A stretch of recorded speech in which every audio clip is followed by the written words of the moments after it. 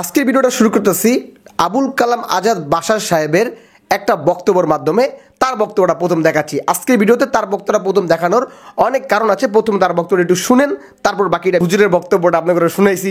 আমি কিন্তু এই যে কি বলে আবুল কালাম আজাদ বাশার সাহেবের বিরুদ্ধে আমার অনেক ভিডিও আছে কিন্তু ভাই, আপনারা অনেকে হয়তো দেখছেন। এখন কেন তার পক্ষে? কারণ তিনি যে ভালো কথাগুলো বলছে এখানে আমি সেই ভালো কথাগুলো নিচ্ছি। যেমন মনে করেন যে তিনি বলল কি, যারা গণতন্ত্র হারাম ফতুয়া দিচ্ছে, মানে তারা কি করতেছে, তারা কি পারবে মানে শেখ হাসিনাকে ক্ষমতা থেকে নামাইতে? মানে তাদের ফতুয়া অনুযায়ী তো মানে মুসলিম শাসকের বিরুদ্ধে কোনো কিছু করা যাবে না, কথা বলা যাবে না, বিদ্রোহ করা যাবে না। তাহলে থাকুক সেই সরকারই সবসময় ক্ষমতায় থাকুক, আবার গণতন্ত্র হারাম, তাহলে হুজুরও নির্বাচনে আসতে পারবে না। মানে মাঝখান দিয়া তারাই ক্ষমতা থাকুক আর এদেরকে হালুয়া রুটি খাওয়াক।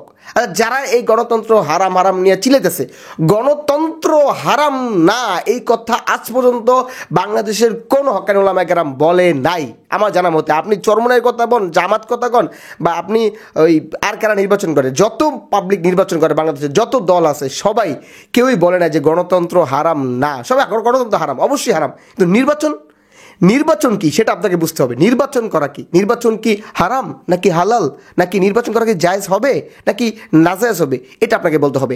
দর্শক শ্রোতা, আবুল কালাম আজাদ বাশার সাহেবের কথা অনুযায়ী আলী হাসান উসামার তো এখন মনে হয় যে প্যান জেঙে সব কিছু খুললে ভাই পলাইতে হইব।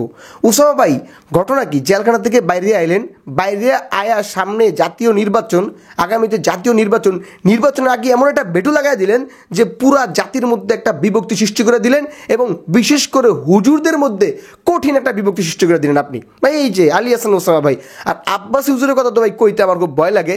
আব্বাসী হুজুরের চেলারা যে কাজগুলো করে, আমি এটা প্রত্যেকটা ভিডিওতে বলছি, আবারও বলছি, আব্বাসী হুজুরের চেলারা তার যদি ভিডিওর একটু আংশিক অংশ আপনাদেরকে দেখাই না আমাদের এই ভিডিওতে, যেভাবে আবুল কালাম আজাদ সাহেব এটা দেখালাম, আবুল কালাম আজাদ বাশার সাহেব এটা এভাবে যদি দেখাই, তার চেলারা আমাদের সেই ভিডিওগুলোতে স্ট্রাইক মেরে আমাদের ভিডিওগুলোকে রিমুভ করে দিতে বাধ্য করে, বা তারাই ফেসবুকের মাধ্যমে রিমুভ করে দেয় আমাদের অনিচ্ছাকৃতভাবে। দর্শক, এই যে কাজগুলো করতেছে কেন? যদি তাদের হিম্মত থাকে তাহলে কেন এই কাজগুলো করেন? আমাকে প্রশ্নের উত্তর দেন, কেন এই কাজগুলো করেন? আব্বাসী সাহেব কি ভয় পান নাকি? কেন ভয় পান? আপনার বক্তব্য আমরা তো নিজেরা বানাতেছি না, নিজেরা তো বানাইতেছি না। আপনার বক্তব্য, আপনি যে বক্তব্য দিচ্ছেন সেগুলোই তো স্পষ্টভাবে মানুষকে শোনাচ্ছি, তাহলে আপনার ভয় কেন? তো আপনার চেলারা কেন এই কাজগুলো করে? এই ভিডিও রিমুভ করে দেন, আরে ভাই পেজ রিমুভ করে দেন, উধাও করে দেন, উধাও। যদি বাচ্চা থাকি, ভিতরে যদি জান থাকে, জীবন থাকে, সত্য কথা বলবো ইনশাল্লাহ।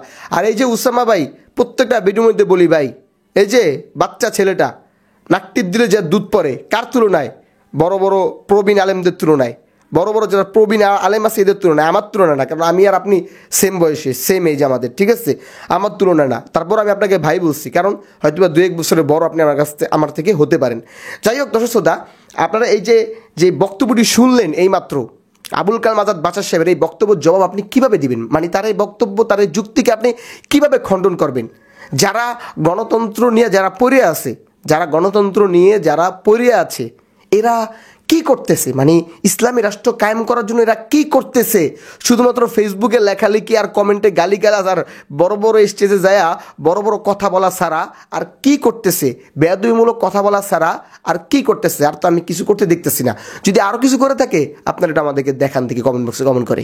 বিদায় নিচ্ছি, এটুকু ছিল আজকের পর্যন্ত, আবার পরবর্তীতে আসবে। সকলে ভালো থাকবেন, আসসালামু আলাইকুম।